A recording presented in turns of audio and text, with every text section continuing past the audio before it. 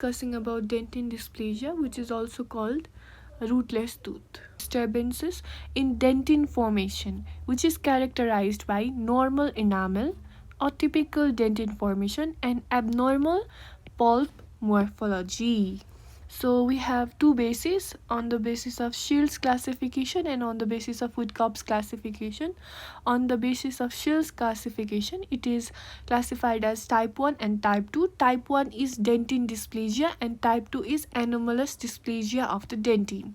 Whereas according to Woodcock's classification, type 1 and type 1 is radicular dentin dysplasia, which is a more common type, and type 2 is the coronal dentin dysplasia. It can be caused due to hereditary disease or as a result of some autosomal dominant inheritance. So now we will be discussing on the clinical features of radicular dentin dysplasia and coronal dentin dysplasia. In radicular dentin dysplasia, both dentations are affected, whereas in coronal also both dentations are affected. In radicular dentin dysplasia, the morphology and color of the tooth are comparatively clinically normal, whereas in coronal dentin dysplasia, they are yellow, bluish, gray opalescent color in deciduous tooth. Okay, so in radicular dentin dysplasia, since it affects the root of the tooth, so there is extreme mobility of the tooth and premature exfoliation due to abnormally short root. So there is extreme mobility of the tooth and premature exfoliation due to abnormally short roots. Whereas in coronal dentin dysplasia, permanent dentitions are relatively normal. About its radiological features, same thing goes with the radiological features. We will be describing in two parts: coronal dentin dysplasia and radicular dentin dysplasia. So in radicular dentin dysplasia, as I already said, the roots are affected, so the roots are short, blunt and malformed, whereas in coronal dentin dysplasia the roots are intact. In radicular dentin dysplasia, both the pulp chambers and root canals are affected or completely obliterated in deciduous tooth, whereas in coronal dentin dysplasia only pulp chambers of the deciduous teeth are affected.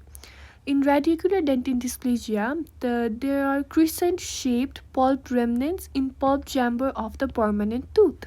So here we talked about the deciduous tooth, and there the pulp chambers and root canals were obliterated, whereas in permanent tooth, the crescent-shaped pulpal remnant in radicular dentin dysplasia, whereas in coronal dentin dysplasia, we can appreciate thistle tube-shaped large pulp chamber in coronal portion of the permanent tooth. Okay, so what do we appreciate? Thistle tube-shaped large pulp chamber in coronal portion of the permanent tooth.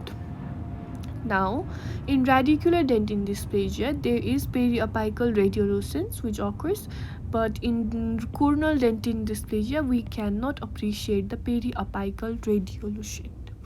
Again, we will be explaining in two parts: radicular dentin dysplasia and coronal dentin dysplasia. Let's start with the radicular dentin dysplasia. So the coronal dentin is usually normal in radicular dentin dysplasia since it primarily affects root dentin. Pulp is obliterated by osteodentin, calcified tubular dentin and fused denticles. Now the normal dentinal tubules appears to be blocked and forms around obstacles, which forms a lava flowing around the bulger appearance. Moving on to the coronal dentin dysplasia, it primarily affects the coronal dentin, abnormal coronal dentin, and the permanent teeth has multiple pulp stones or denticles, and the deciduous teeth shows amorphous and a tubular dentin in radicular portion.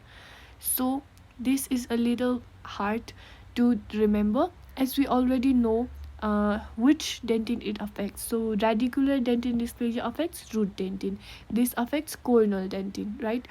And then there is pulp obliteration in radicular dentin dysplasia, as we already know, pulp and root canal obliteration. So what is it obliterated by?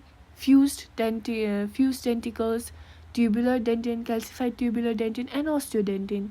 Okay, now due to the obliteration there is a blockage. Okay, so the normal dentinal tubule formation is now blocked, and forms around obstacles, which forms and which presents as lava flowing around boulder appearance. Whereas in coronal dentin we will talk about permanent teeth and deciduous teeth. In permanent teeth, there are multiple pulp stones or denticles. In deciduous teeth, we have amorphous and a tubular dentin in the radicular portion. Hence, that was all about dentin dysplasia. So that is it. Thank you for watching.